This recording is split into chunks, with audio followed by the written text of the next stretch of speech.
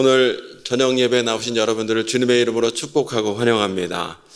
오늘 이 자리에 나오신 여러분의 발걸음은 또 영상 예배를 드리기 위하여 화면 앞에 나온 여러분들의 발걸음은 이미 복된 발걸음이 된 줄로 믿습니다.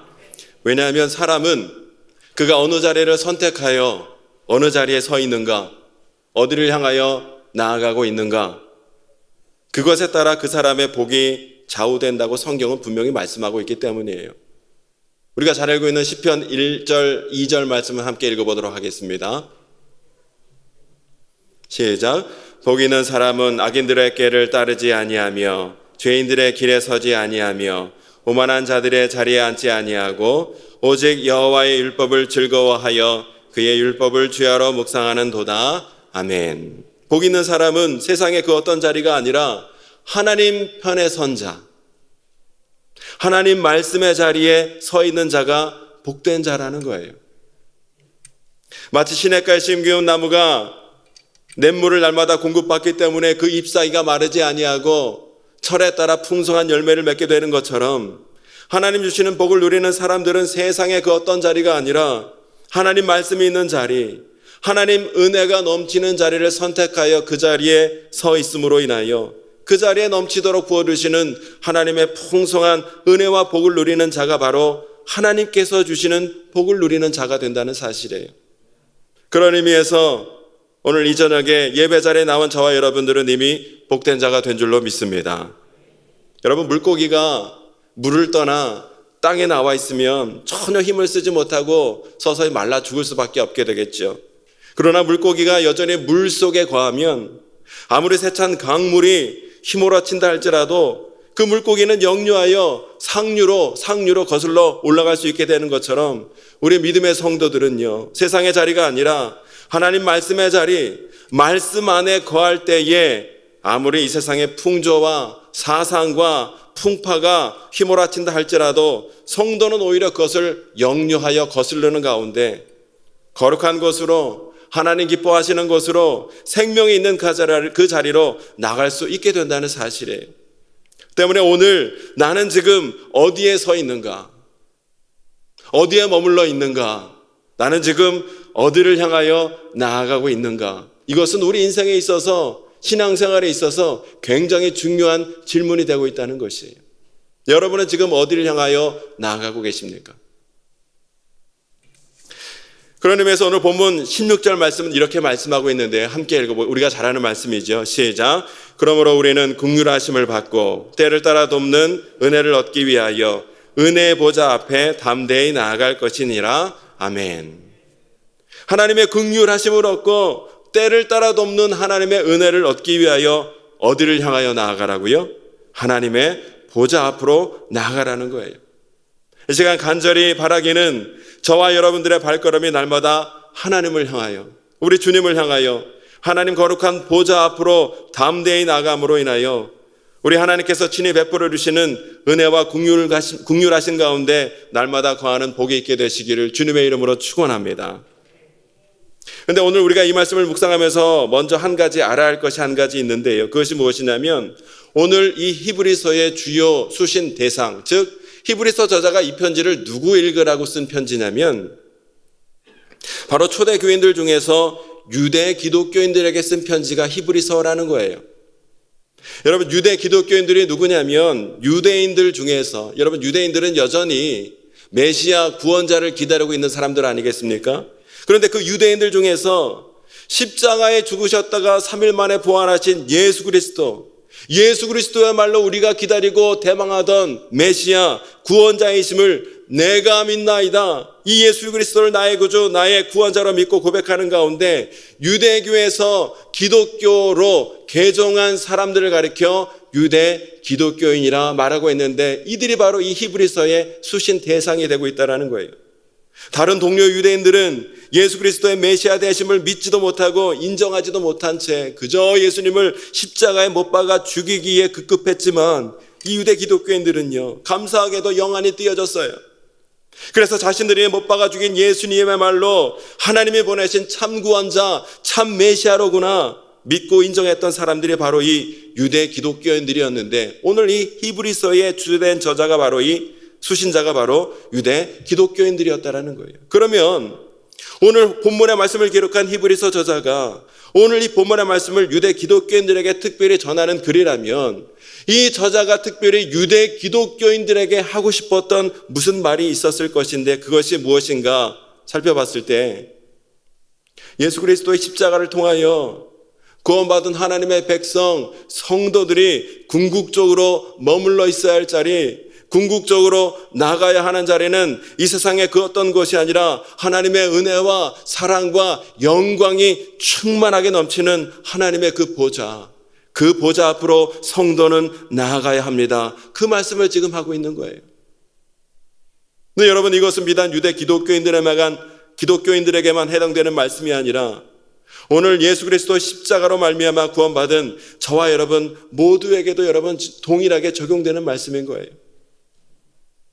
그런 의미에서 오늘 저와 여러분들이 여전히 머물러 있어야 할 자리, 여전히 우리가 나가야 할 자리는 바로 하나님의 은혜의 물줄기, 생수의 강이 흘러 넘치는 하나님의 보좌 앞으로 우리는 날마다 한 걸음씩 나아가야 된다는 것이에요. 왜 우리 성도들이 날마다 하나님의 보좌 앞으로 나가야 할까 생각해 봤을 때 첫 번째 이유는요, 우리 성도들은 무엇보다 하나님의 은혜와 긍휼하심이 필요한 존재이기 때문에 그렇다는 거예요. 여러분, 오늘 저와 여러분의 삶 가운데 무엇보다 가장 절실하게 필요한 것은 하나님의 은혜와 긍휼인 줄로 믿습니다. 여러분 믿으십니까? 내 삶 가운데 하나님의 은혜가 있어야 돼요. 하나님의 긍휼하심이 있어야 돼요. 내가 세상에서 아무리 대단하고 아무리 어떤 대단한 조건을 갖춘 사람이라 할지라도 이 하나님의 은혜와 하나님의 긍휼하심이 없다면 여러분, 우리는 실상 아무것도 아닌 존재라는 거예요. 왜냐하면 죄로 인하여 영원히 죽을 수밖에 없던 저와 여러분들이 죄로부터 구원을 받고 영생을 얻고 하나님의 자녀가 될 수 있었던 모든 이유는 독생자를 아끼지 아니하시면서까지 나를 사랑하여 주시고 나를 불쌍히 여겨주셨던 우리 하나님의 그 긍휼하심이 있었기 때문에 이 모든 것이 가능했다라는 사실이에요. 하나님께서는 오늘도 저와 여러분들에게 한량없는 은혜와 긍휼과 자비를 베풀어 주셔서 날마다 하나님의 그 사랑 가운데 거할 수 있도록 인도하여 주시는 줄로 믿습니다. 이것을 예레미야 선지자는 내가서에서 3장 22절 23절에서 이렇게 고백하고 있어요. 함께 했습니다. 시작. 여호와의 인자와 긍휼이 무궁하심으로 우리가 진멸되지 아니함이니이다. 이것들이 아침마다 새로우니 주의 성실하심이 크시도소이다. 아멘. 때문에 오늘 저와 여러분들은 아침마다 새롭게 부어주시는, 아침마다 새롭게 부어주시는 하나님의 이 은혜, 이 자비, 긍휼하심을 더듬기 위하여 날마다 하나님 보좌 앞으로 우리가 나아가야 된다는 것이에요. 둘째로 우리 성도들이 하나님 보좌 앞으로 나가야 하는 이유는 때를 따라도 없는 하나님의 은혜를 얻기 위하여 우리 성도는 하나님 보좌 앞으로 나아가야 된다는 것이에요. 우리가 세상을 살아가면서 필요한 것들이 많이 있겠지만 그 많은 것들 중에서 무엇보다 필요한 것이 때를 따라도 없는 하나님의 은혜, 이 하나님의 도우심의 손길이 우리 삶에 여러분 꼭 있어야 된다는 것이에요. 하나님의 은혜와 도우심이 없다면 우리는 비록 내가 내 발로 한 걸음 두 걸음 정도는 나아갈 수 있을지는 몰라도 여러분 그 이상은 우리가 결코 나아갈 수 없을 것이고, 뿐만 아니라 그 길은 궁극적으로 막히고 무너질 수밖에 없을 것이라는 거예요. 그러나 하나님께서 오늘도 나와 함께 하시는 가운데 나를 도와주시고 때를 따라 돕는 은혜의 빗줄기를 허락하여 부어주신다면 우리의 길은 반드시 형통한 길, 시온의 대로와 같은 길이 되는 줄로 믿습니다. 때문에 혹시 저와 여러분 가운데 앞길이 막힌 것 같은 상황 가운데 거하시는 분이 있으십니까? 뭔가 일이 잘 안 되고 불안하고 염려되는 상황 가운데 있는 분들이 있다면 오늘 말씀에 힘입어 담대하게 하나님 보좌 앞으로 나아갈 수 있는 은혜가 있게 되시길 원해요. 때를 따라 도우시는 하나님의 은혜의 붓줄기가 반드시 우리 삶 가운데 임하게 될 줄로 믿습니다.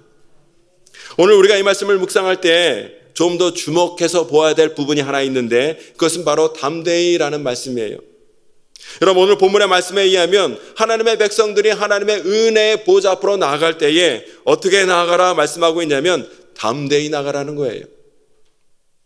근데 여러분, 참으로 이상하지요? 우리가 생각할 때 우리의 상식적인 생각으로는 하나님의 백성들이 하나님 보좌 앞으로 나아간다면 담대히 나가는 것이 아니라 당연히 나아가야 된다고 생각을 하는데, 그런데 오늘 본문의 말씀에 의하면 하나님 보좌 앞으로 나갈 때 성도는 당연히가 아니라 담대히 나가라, 그렇게 지금 권면하고 있더라는 거예요. 여러분, 당연히와 담대히는 엄연한 구별이, 차별이 있는 것 아니겠습니까? 당연히는 어떤 말이에요? 어떤 일을 함에 있어서 아무런 꺼리낌 없이, 주저함 없이 무슨 일을 행할 때에 당연히라는 말을 우리가 쓴다면, 여러분, 담대히라는 말은 무엇이에요? 무슨 일을 행함에 있어서 뭔가 두려움이 있는 거예요. 어려움이 있는 거예요. 쭈뼛쭈뼛 주저함이 있는 거예요. 그때 힘과 용기를 내어서 애써 어떤 일을 하라, 권면한 의미가 당연히 담대히라는 말 아니겠습니까? 그런데 히브리서 저자가 오늘 유대 기독교인들에게 권면하기를, 당신들이 하나님 보좌 앞에 나아갈 때 담대하게 나아가라, 그럼 지금 이렇게 권면하고 있더라는 것이에요. 왜 히브리서 기자는 유대 기독교인들에게 하나님 보좌 앞에 나아갈 때, 당신들이 나아갈 때 담대히 나아가라, 그렇게 지금 권면하고 있는 것일까 생각해 봤을 때, 여러분, 나름대로 이유가 있었어요. 우리는 원래 우리 죄로 인하여 하나님과의 관계가 끊어진 그런 사람들이었지요. 그러나 14절에 나와 있는 말씀처럼 우리의 대제사장 되신 예수 그리스도 십자가 보혈의 은혜와 사랑으로 말미암아 우리는 하나님의 관계가 회복되어지고 비로소 하나님께 나아가는 길이 우리에게 열리게 되었다는 것이에요. 때문에 여러분, 하나님께 도저히 나갈 수 없었던 죄인들에게 하나님 앞으로 나갈 수 있는 이 길이 열리게 되었으니, 여러분, 이보다 더 큰 기쁨의 소식, 이보다 더 좋은 기쁨의 소식이 또 어디 있겠냐는 것이에요.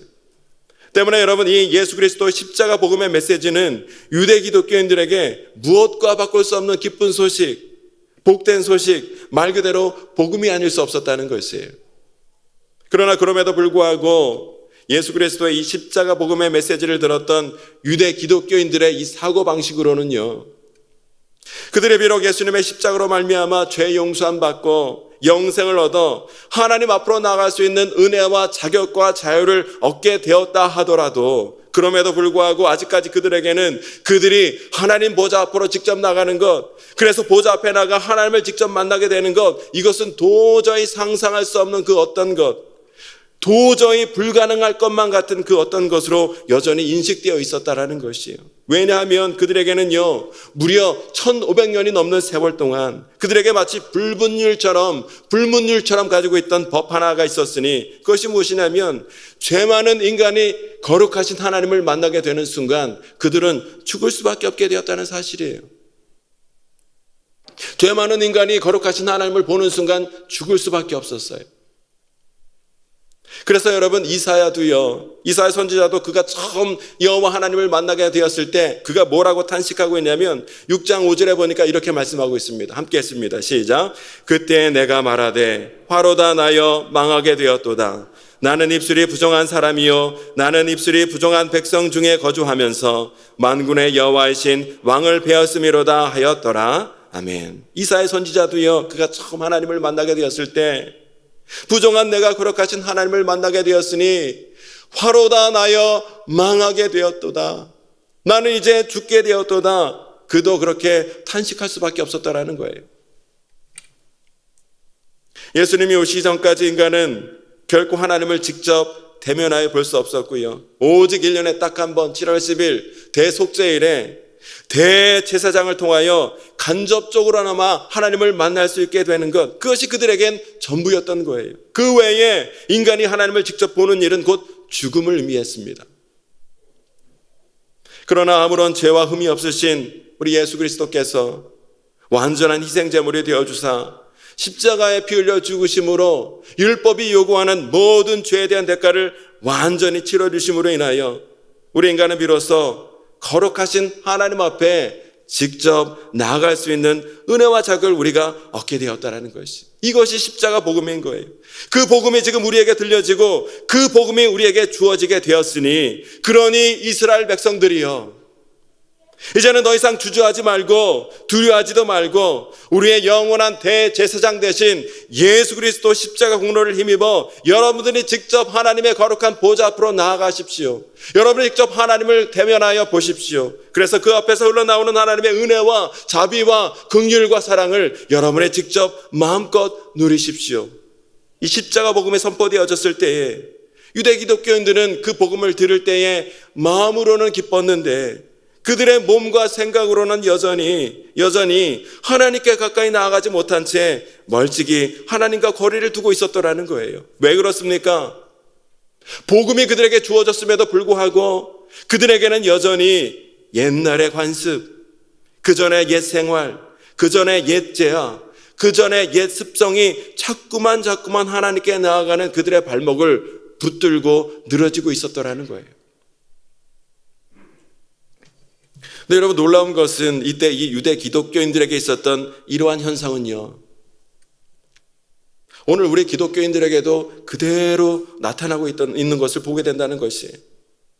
여러분, 오늘 저와 여러분들은 예수 그리스도 십자가벌의 은혜와 능력으로 말미암아 모든 죄를 용서함 받고 구원받은 하나님의 자녀가 되었기에 오늘 저와 여러분들이 어느 자리보다 사모하며 어느 자리보다 훨씬 더 자주 나아가기를 소원하는 자리는 하나님의 은혜의 보좌가 되어야 될 줄로 믿습니다. 근데 그럼에도 불구하고 오늘 나의 현실을 가만히 들여다보면 그렇지 않은 경우가 훨씬 더 많은 것을 보게 되더라는 거예요. 왜요? 오늘 나의 삶의 자리 가운데, 오늘 나의 신앙생활의 모습 가운데도 여전히 이 유대 기독교인들처럼 하나님의 은혜의 보좌로 나아가고자 하는 우리들의 발걸음을 자꾸 방해하는 그 어떤 것들이 우리 가운데 너무나 많이 있더라는 것이에요. 그렇다면 하나님의 은혜 보좌 앞으로 나아가려는 우리들의 이 발목을 여전히 강하게 붙잡고 늘어지고 있는, 방해하고 있는 이 신앙적 방해 요소는 어떤 것들이 있는가 묵상할 때에 제일 먼저 떠오르는 인물이 아브라함의 조카 롯의 아내였어요. 여러분, 아브라함과 롯이 함께 생활할 때에 하나님이 번성케 해주셔서 둘 다 재산이 늘어나니까 이제 더 이상 함께 살 수가 없었어요. 그래서 아브라함이 조카 롯에게 말을 했지요. 이보게 조카, 이제 우리가 더 이상 함께 살지 못할 것 같으니 우리가 헤어지세. 조카 자네가 먼저 살 땅을 선택하시게. 자네가 좌하면 내가 우하고 자네가 우하면 내가 좌하겠네. 그래서 여러분, 조카 롯이 먼저 선택한 땅이 어디였습니까? 물이 풍성하고 넉넉한 소알 땅에 있는 소돔성이었어요. 그런데 여러분이 잘 아시다시피 소돔성은 결국 어떻게 되었습니까? 모든 것이 물질적으로 풍성하고 부족함이 없다 보니까 그럴수록 하나님 앞에 감사해야 되는데 감사는커녕 하나님 없이도 얼마든지 살 수 있겠구먼, 그런 인본적인 생각이 도시에 팽배하게 되었고요. 그러다 보니 그 도시 가운데 죄악이 만연하게 되었고요. 특별히 창세기 19장에 볼 수 있듯이 동성의 죄악이 그 도시 가운데 난무하게 된 까닭에 결국 의로우신 하나님의 심판을 받아 그 도시는 이제 곧 불과 유황으로 멸망당할 위치에 소돔이 처했게 되었다는 것이에요. 그런데 하나님께서 소돔을 멸망하시기 전에 아브라함을 생각하셔서 그의 조카 롯의 가족을 구원하시기 위하여 천사를 보내주셨어요. 그래서 천사들을 통하여 말씀하시기를 하나님께서 이제 이 소돔성을 멸망하실 것이니 너희 가족들은 이 소돔성을 떠나 저 언덕에 있는 산지에 있는 소알 성읍으로 달려가 멸망함을 면하라, 이렇게 말씀해 주셨어요. 근데 여러분, 멸망이 임박한 이 절박한 상황 가운데서 구원을 얻기 위한 구원의 방법이 그들에게 들려졌음에도 불구하고 이 롯의 가족들은 어떻게 했습니까? 이 소돔성을 떠나지 못하고 자꾸 주뼛주뼛 머뭇머뭇거리고 있더라는 거예요. 심지어 사회들은 그 천사의 말을 농담으로 여기면서 대수롭지 않게 생각하고 있더라는 거예요. 그래서 하는 수 없이 천사들이 어떻게 합니까? 롯의 네 가족들을 억지로 이끌고 소돔에서 빠져나와 소알성을 향하여 달려나가고 있을 때 마침내 하늘에서 불과 유황이 떨어져 소돔이 완전히 멸망하게 되었다는 거예요. 그런데 여기서 여러분, 아주 안타까운 일이 발생하게 되지요. 멀쩡하게 소돔성을 빠져나왔던 롯의 아내가 그 자리에서 소금 기둥이 되어서 그만 목숨을 잃는 일이 발생하게 되었어요. 여러분, 그 이유가 무엇이었습니까? 창세기 19장 17절의 말씀을 함께 읽어보실까요? 시작. 그 사람들이 그들을 밖으로 이끌어낸 후에 이르되 도망하여 생명을 보존하라. 돌아보거나 들에 머물지 말고 산으로 도망하여 멸망함을 면하라. 하나님께서는 분명히 롯의 가족들에게 말씀하시기를 소돔성을 떠나 소알 성읍으로 가는 동안 결코 뒤를 돌아보거나 머물지 말고 끝까지 저 산을 향하여 소알 성읍을 향하여 달려가 멸망함을 면하라. 그렇게 말씀하셨음에도 불구하고 롯의 아내가 가는 도중에 그만 소돔성을 보려고 되돌아보다가 그 자리에 그냥 소돔 기둥이 되어버린 거예요. 목숨을 잃게 된 거예요. 롯의 아내 입장에서 잠깐 생각해 보니까 억울할 수도 있겠다는 생각이 들었어요. 그동안 여러분 자신의 내 가족이 부족함 없이 오순도순 행복하게 잘 살아온 고향 땅, 고향집과 같은 곳 아니었습니까? 근데 한순간에 심판을 받아 지금 뒤에서 불과 유황이 떨어져서 심판을 당하고 헐벌 타고 있다니 얼마나 그 옛날의 그 추억과 그 추억이 서린 그 자리, 그 장소, 얼마나 안타까운 마음이 들었겠어요. 그래서 그것이 너무나 궁금하여 잠깐 한번 되돌아봤는데 그만 소금 기둥이 되어 목숨을 잃게 되었어요. 롯의 아내 입장에서는 억울할 수도 있겠다는 생각이 잠깐 들었어요. 그러나 여러분, 여기서 중요한 것은 롯의 아내 생각이 중요한 게 아니에요. 사람의 생각이 중요한 게 아니에요.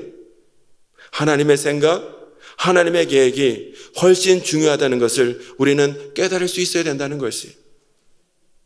하나님께서는 롯의 가족에게 구원을 얻기 위한 목적지와 구원을 얻기 위한 방법을 분명하게 알려주셨어요. 너희가 구원을 얻기 위하여 소돔을 떠나 소알 성읍을 향하여 달려가라는 거예요. 그리고 소알 성읍을 향하여 달려갈 때에 결코 뒤돌아보거나 머물지 말고 끝까지 그것을 향하여 달려나가라 분명히 말씀해 주셨어요.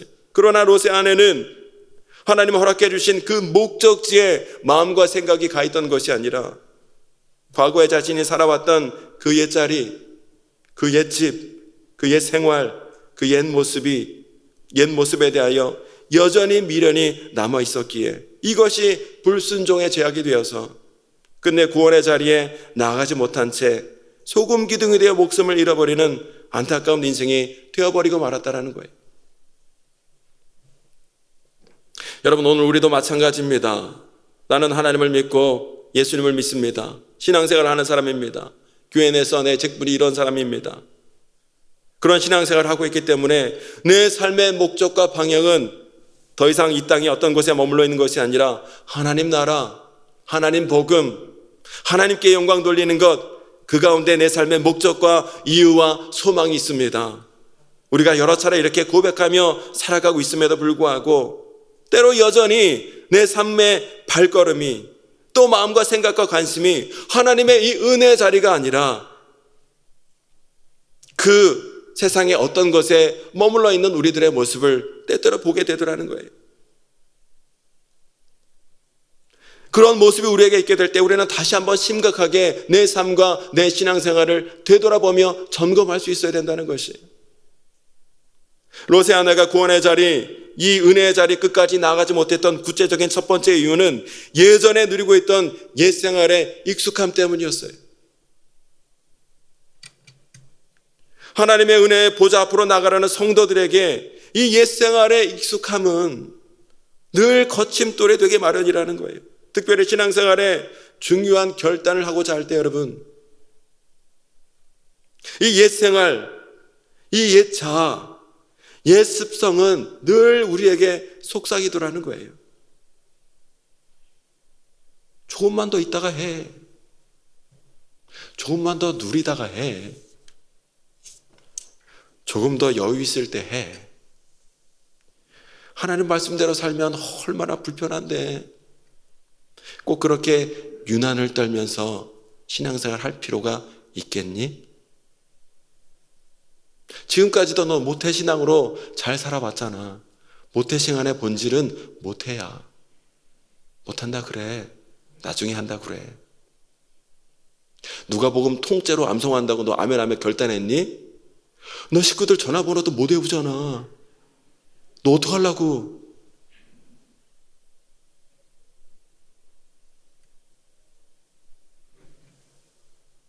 나가게 해. 앞으로도 유난 떨지 말고. 기존의 옛 생활, 옛 습관이 구원의 자리, 은혜의 자리로 나아가려는 이 롯의 아내의 발목을 잡았듯, 여러분 오늘 내 삶의 옛 생활, 옛 습관, 옛 자아는 은혜의 보좌 앞으로 나아가려는 저와 여러분의 결단을 여지없이 붙잡고 늘어질 때가 참 많은 것을 보게 된다는 것이에요. 여러분 우리가 이럴 때마다 붙들어야 될 말씀이 하나 있는데, 우리가 잘 알고 있는 에베소서 4장 22절 말씀 함께 읽어보겠습니다. 이럴 때 우리가 특별히 붙들어야 될 말씀이에요. 시작. 너희는 유혹의 욕심을 따라 썩어져가는 구습을 따르는 옛사람을 벗어버리고 오직 너희 심령이 새롭게 되어 새 사람을 입으라. 아멘. 옛사람을 벗어버리고 새 사람을 입어야 된다는 것이, 옛 생활, 옛 사람이 은혜의 보좌로 나아가려는 롯의 아내의 발걸음을 막고 있더라는 것이. 두 번째, 롯의 아내가 은혜의 자리, 구원의 자리로 더 이상 나가지 못했던 두 번째 이유는요, 미래에 대한 불안감이 그에게 있었다는 것이에요. 구원을 얻기 위하여 그곳으로 달려가라 하나님께서 말씀하셨기 때문에 롯의 아내는 소알 성읍을 향하여 달려가고는 있었지만, 창세기 19장 20절에 보니까 거기서 알 수 있듯이 이 소알이라는 성읍이 소돔에 비하면 아주 작은 시골 마을이었기 때문에 롯의 아내는 생각하기를, 내가 그곳에 도착하면 그 이후에 내 삶이 예전에 내가 소돔에서 누렸던 그 풍요로움, 그 넉넉함, 그 만족감, 그 수준, 그런 것들을 그 소알에서도 내가 그대로 유지할 수 있을 것인가? 없을 것인가? 자꾸만 그것에 대해서 롯의 아내가 불안한 마음이 들어서 롯의 아내는 그만 그 불안한 마음을 이기지 못한 채 도중에 뒤를 되돌아보고 말았다는 거예요. 여러분 우리도 신앙생활을 하면서 때로는 중요한 신앙적 결단을 해야 할 때가 종종 있기 마련인데, 그럴 때마다 내가 쉽게 결단하지 못한 채 차일 피일 뒤로 미루는 이유도 따지고 보면 무엇 때문입니까? 그 이후에 어떤 일을 겪게 될지 모르는 이 불안감 때문에 우리는 신앙적 결단을 쉽게 하지 못하는 경우가 종종 있더라는 거예요. 신앙생활에 있어서 가장 큰 적은 미래에 대한 불안감이더라는 거예요. 그러나 여러분, 이와 반대로 롯의 아내와 똑같은 상황 가운데 있었음에도 불구하고 결국 끝까지 은혜의 자리까지 나갔던 사람도 있었음을 보게 되는데, 그 대표적인 사람이 바로 열왕기상 19절에 나오는 엘리사 선지자였어요. 여러분 엘리사가 엘리야를 처음 만났을 때 엘리사는 밭을 갈고 있는 농부였어요. 그러나 엘리사는요, 밭을 갈고 있는 농부였지만 그냥 평범한 수준의 소작농이 아니라 어느 정도 재력을 갖춘 부농이었다라는 것을 우리가 알 수 있어요. 어떻게 알 수 있냐면 성경은 엘리사에 대하여 묘사하기를, 첫 번째 그가 농사할 때 어떻게 농사를 지었냐면 12겨릿소를 앞세우며 농사를 짓고 있었다라는 거예요. 그리고 나중에 그가 엘리야 선지자를 따라 나설 때에 2마리 한 겨릿소를 처분하고 도구를 불살라 처분했다는 말씀을 통해서 우리가 추측해 보건대, 여러분 이 엘리사의 재정 규모는 적어도 소 2마리, 소 2마리는 여러분 지금의 차 2대 아니겠습니까? 엘리사는 적어도 소 2마리에서 많게는 소 24마리와 농부 11명을 부리는 그런 분홍 출신의 사람이 바로 엘리사다라는 것을 우리가 짐작하게 되는 거예요. 그런데 여러분, 이러한 엘리사가 갑자기 한 가지 결단을 해야 되는 상황에 놓이게 되지요. 엘리야라는 사람이 갑자기 자신에게 나타나더니 자신의 웃옷을 벗어주더니 무작정 자신을 따라 나서라는 거예요. 그런데 엘리사가 엘리야의 행색을 가만히 살펴보니까 뭔가 그에게 신령하고 비범한 뭔가가 있는 것 같긴 한데, 지금 자신이 가지고 있는 그 모든 것을 다 내려놓고 포기하면서까지 그 사람을 선뜻 따라 나서기가 결코 쉽지 않은 상황이었다는 거예요. 여러분 한번 생각해 보십시오. 여러분이 지금 좋은 아파트, 좋은 직장, 좋은 가정을 꾸리며 행복하게 잘 살고 있는데 갑자기 어떤 신령해 보이는 유능한 부목사님이 오셔가지고 에이 김 집사 나를 따라오시게 이렇게 만약에 얘기한다면 여러분 어떻게 하시겠습니까? 아멘 하면서 남편 가족 다 버리고 그냥 따라 나서시겠습니까? 결코 쉽지 않은 일이죠.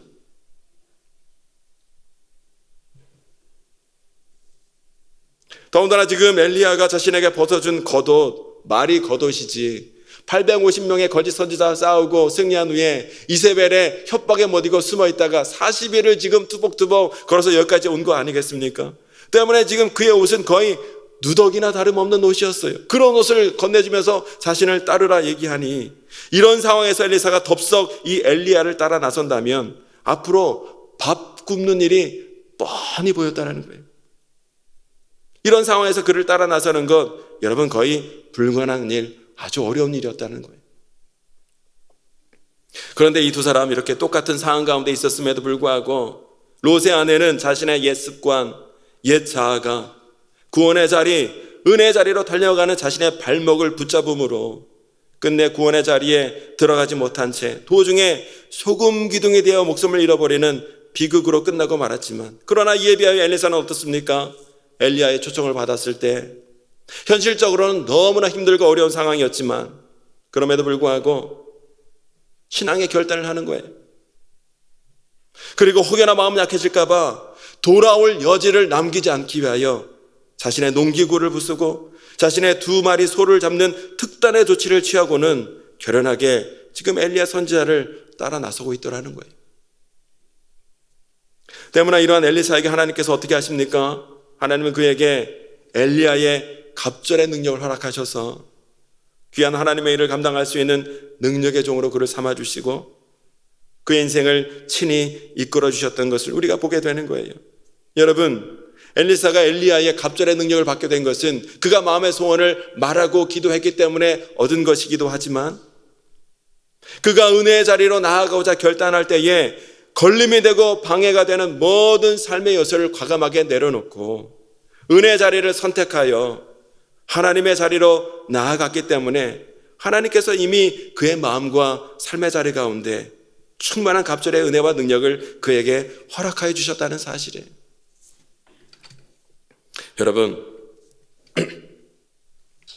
우리는 때로 세상적인 익숙함과 편안함 때문에 애써 수고하여 수고로움을 동반해야만 얻을 수 있게 되는 하나님의 놀라운 은혜와 평강과 능력을 때로 놓치며 살 때가 너무나 많이 있더라는 거예요. 여러분, 신앙생활의 근본은 평안함이나 안락함에 있는 게 아닙니다. 신앙생활의 근본은 십자가에 있는 거예요. 그런 의미에서 지금 여러분은 어디를 향하여 나아가고 계십니까? 엘리사와 같이 수고로운 결단을 동반하여 십자가의 길, 하나님의 은혜 보좌를 향하여 오늘도 한 걸음씩 한 걸음씩 담대히 나아가고 계십니까? 아니면 롯의 아내와 같이 여전히 옛생활의 미련을 버리지 못한 채 힐끗힐끗 되돌아보는 가운데 아무것도 하지 못하는 소금 기둥처럼 마냥 그 자리에만 계속해서 머물러만 계십니까? 여러분, 우리 신앙생활의 때론 앞이 잘 보이지 않는 불안 가득한 그런 길처럼 보인다 할지라도 여러분 너무 염려하지 마십시오. 하나님의 자녀는 하나님께서 끝까지 책임져 주시고 인도해 주실 줄로 믿습니다. 어제 배진교 선교사님 오랜만에 통화했는데요, 생각보다 잘 지내고 계시더라고요. 총소리는 빵빵 나고 너무 불안하고 힘든 상황이지만 우리 교회 교인들이 날마다 선교사님 위해서 기도하는 거 아시라고 그랬더니 자기도 안 돼요. 느껴진대요. 미얀마의 사태보다 그 가정의 느끼는 불안함보다 하나님의 도우심의 능력이 더 크신 줄로 믿습니다. 하나님의 자녀는 하나님이 끝까지 책임지시고 인도해 주신다는 거예요. 그런 의미에서 이 시간 바라기는 오늘 이 말씀을 통해서 다시 한번 내 마음을 추스리는 가운데 내 마음과 발걸음이 하나님의 그 보좌 앞으로 담대히 나아가는 은혜가 있게 되시길 원해요. 그 길을 선택하여 담대히 나아갈 때 하나님께서는 내 삶의 자리에 하나님이 친히 예비해 주신 은혜와 자비와 긍휼을 충만하게 베풀어 주실 뿐만 아니라 때를 따라 돕는 은혜의 손길로 우리 삶을 인도하여 주실 줄로 믿습니다. 오늘 저와 여러분의 발걸음이 세상의 그 어떤 것이 아니라 하나님의 은혜의 보좌로만 향하여 담대히 나아가는 은혜와 복이 있게 되시기를 다시 한번 주님의 이름으로 축원합니다. 기도하겠습니다. 고마우신 아버지 하나님, 우리의 마음과 생각과 발걸음을 지켜 주시옵소서.